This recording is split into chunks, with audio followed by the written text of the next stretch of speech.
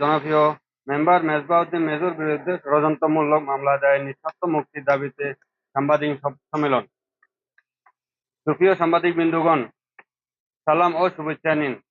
আপনারা সবাই অবগত আছেন যে বিগত বৈষম্য বিরোধী আন্দোলনকে কেন্দ্র করে মাতবুনিয়া ইউনিয়নের ৭ নং ওয়ার্ডের জনপ্রিয় মেম্বার মেজবাউদ্দিন মেজোকে ষড়যন্ত্রমূলক ফাঁসানো হয়েছে। তারই প্রেক্ষাপটে গত ১১ সেপ্টেম্বর বুধবার রাত ৯ ঘটিকার সময় র্যাব ৭ তাকে আটক করে। প্রিয় সাংবাদিকবৃন্দ, আপনারা সবাই জানেন, আটককৃত মেজো মেম্বার এলাকার মানুষের উপকার নিজেকে বিলিয়ে দিয়েছেন। গরিব দুঃখী মেহনতি মানুষের সেবায় নিজেকে উজাড় করে কাজ করেছেন, কিন্তু বৈষম্য বিরোধী আন্দোলনকে কেন্দ্র করে অন্যায়ভাবে তাকে অভিযুক্ত করে আটক করে রেখেছেন। প্রকৃতপক্ষে তিনি গত ৪ আগস্ট রবিবার ৩ টেক নামীয় স্থানে দারবক্স ভূঁইয়াবাড়িতে শরীয়তুল্লাহ ছেলে রহিমউল্লাহগঞ্জের পারিবারিক জমি সংক্রান্ত সালিসে উপস্থিত ছিলেন। উক্ত সালিসে জমি পরিমাপ করেছেন দক্ষিণ দিনাজপুর নিবাসী জমি পরিমাপকারী মিজানুর রহমান আমিন।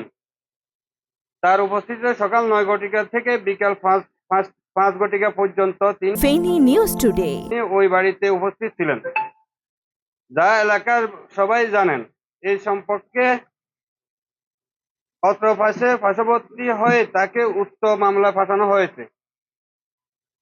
আর আমরা এলাকাবাসী এই ধরনের হিংসাত্মক নৈরাজ্য কাজের তীব্র নিন্দা জানাই। এই বিষয়ে আমাদের মেজো মেম্বারকে উক্ত মামলা থেকে নিঃশর্ত মুক্তিদানের জন্য সরকারের নিকট জোর আবেদন জানাই। আমরা আশাবাদী বর্তমান ন্যায় নিষ্ঠ সরকারের আমলে উক্ত ষড়যন্ত্র মামলা থেকে আমাদের মেজো মেম্বারকে সহসাই অব্যাহতি পাবেন।